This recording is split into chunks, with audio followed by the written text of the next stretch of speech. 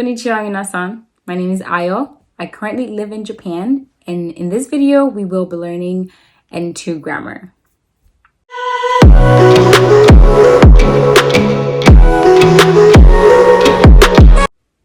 So last year, I passed the JLPT N3 level exam. And for those who might not know, the JLPT is a globally recognized examination that assesses and certifies Japanese language proficiency for non-native speakers. Whether you're a beginner or an advanced learner, the JLPT caters to your skill from N5, which is the easiest level, to N1, which is the most challenging. The official description of the N3 level is the ability to understand Japanese used in everyday situations to a certain degree. So I'm able to have everyday conversations with different people. And the official definition of the N2 is, in addition to everyday situations, requires the ability to understand Japanese in a variety of situations to a certain degree. The more detailed descriptions of every level is on the JLPT website, and I will link that down below. I had hoped to take the N2 this year, 1 year after passing the N3 level exam. But as I've only been studying Japanese for a little over 3 years now, my Japanese level is simply not good enough yet. N2 level Japanese is actually more formal Japanese, and it's used in formal events or on the news and newspapers, which is not exactly the kind of Japanese that I listen to in the animes that I watch. My goal is not to simply pass the N2 JLPT N2 exam, but to increase my Japanese skill to a level where I can understand these conversations and have these conversations at that level. I hope to use this this series, not only to help me review the grammar that I have been learning, but also to be one more resource for anyone out there that's also studying for the exam or simply wants to improve their Japanese ability.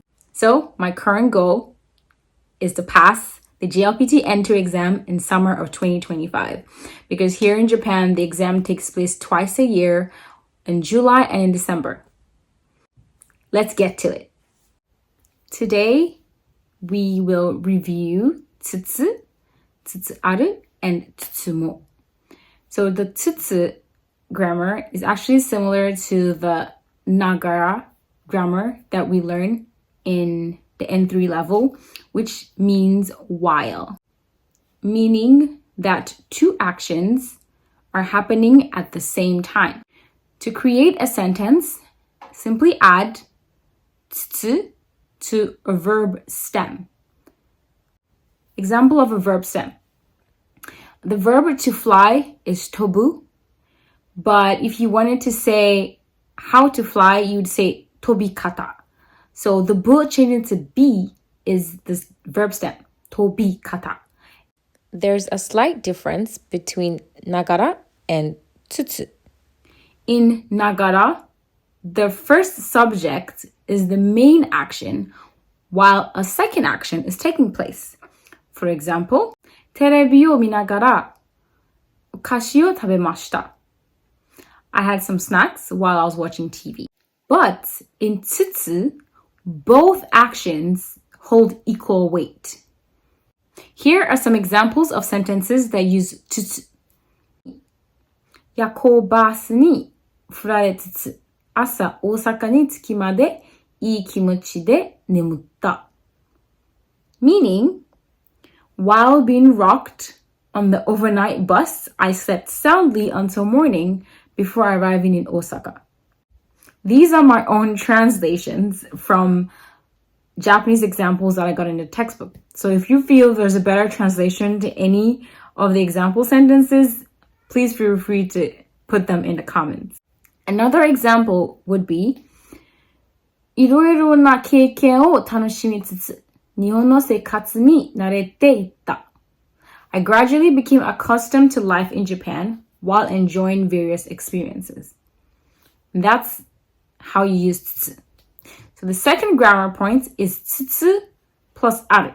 So it becomes つつある. In this case as well, you have the verb stem and then you add つつある to the sentence. つつある is the same as つつ, except that つつある has a nuance of a continuing sentence.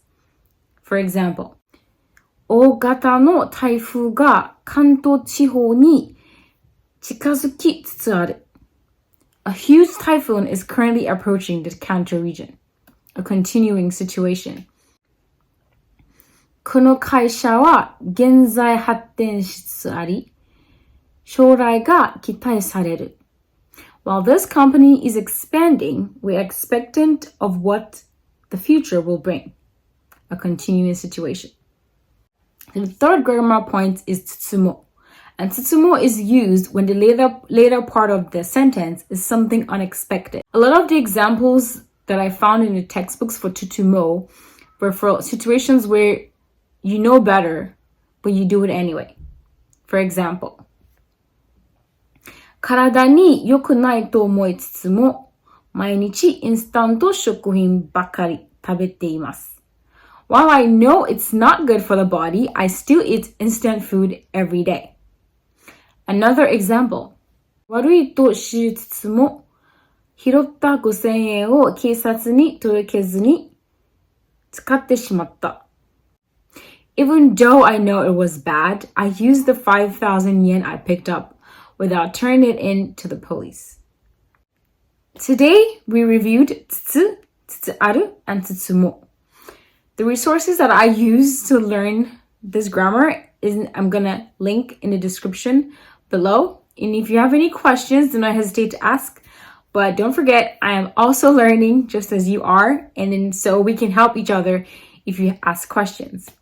I hope this video has been helpful on your journey studying Japanese.